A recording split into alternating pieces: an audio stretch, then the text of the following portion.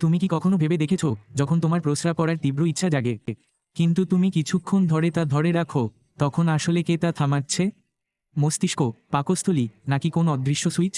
দেখো, তোমার শরীর এখন একটা নীরব যুদ্ধে লিপ্ত, কিন্তু আসল ক্রিয়া শুরু হয় তোমার কিডনিতে। দেখো, কিডনিতে প্রস্রাব তৈরি হয় এবং সেখান থেকে তা মূত্রাশয়ে যায়। একটি ইলাস্টিক ব্যাগ যা ধীরে ধীরে কিডনির বর্জ্য দিয়ে পূর্ণ হয়। মূত্রাশয়ের ভেতরে সেন্সর থাকে, এটি ভর্তি হতে শুরু করার সাথে সাথে এই ইন্দ্রিয়গুলি মস্তিষ্কে সংকেত পাঠায়, বসো, চাপ বাড়ছে। এখন মূত্রাশয়ের কাজ নিজেকে খালি করা, কিন্তু মস্তিষ্ক বলে এখন নয়, পড়ে।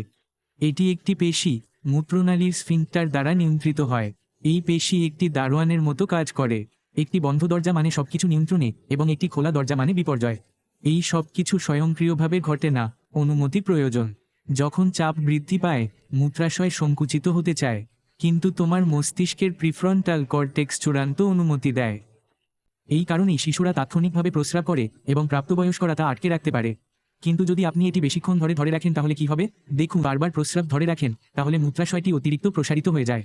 এর পেশি দুর্বল হয়ে যেতে পারে, সংক্রমণের ঝুঁকি বেড়ে যায়, কিডনির উপর চাপ পড়ে এবং চরম ক্ষেত্রে নিয়ন্ত্রণ ব্যবস্থা বিভ্রান্ত হয়ে পড়ে। সুতরাং, মূত্রাশয় বা কিডনি প্রস্রাব বন্ধ করে না, বরং আপনার মস্তিষ্ক এবং এর আত্মনিয়ন্ত্রণ ব্যবস্থা।